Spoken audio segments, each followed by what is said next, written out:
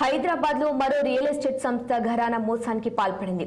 GSR infra group freelance పేరుతో కోట్ల రూపాయలు వసూలు చేసింది. వందలాది మంది బాధితుల నుంచి 100 కోట్ల రూపాయలు వసూలు చేశారు. కొల్లూరు, మోకిల, అబ్దుల్లాపూర్ మెట్టు, యాదాద్రి భారీ వెంచర్లు అంటూ ప్రచారం చేసిన సంస్థ మధ్యతరగతి ప్రజలు, సాఫ్ట్వేర్ ఉద్యోగుల నుంచి భారీగా పెట్టుబడులను సేకరించింది.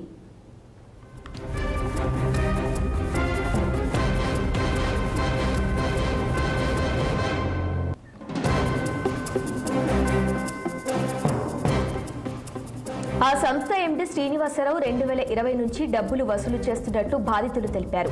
3 సంవత్సరాలు అయినా ప్రాజెక్టు కంప్లీట్ చేయకుండా తప్పించుకొని తిరుగుతున్నారంటూ ఆవేదన వ్యక్తం చేశారు.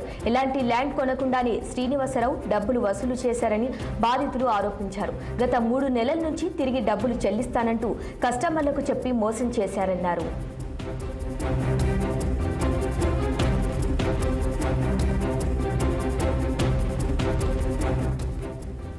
ఎండీ 2 నెలల నుంచి కనబడకుండా పోవడంతో హైదరాబాద్ సిసిఎస్ పోలీసులకు ఫిర్యాదు చేశారు. బాధితులంతా సిసిఎస్ డీసీపీ శ్వేతను కలిసి కేసుకు సంబంధించిన వివరాలు తెలిపారు. మరోవైపు బాధితుల ఫిర్యాదు మేరకు పోలీసులు కేసు నమోదు చేసి దర్యాప్తు చేపట్టారు.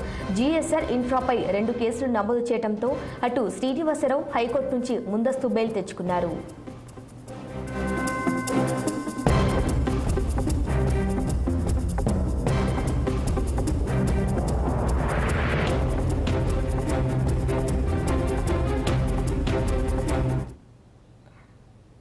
అంబేద్కర్ కోనసీమ జిల్లా మామిడికుదురు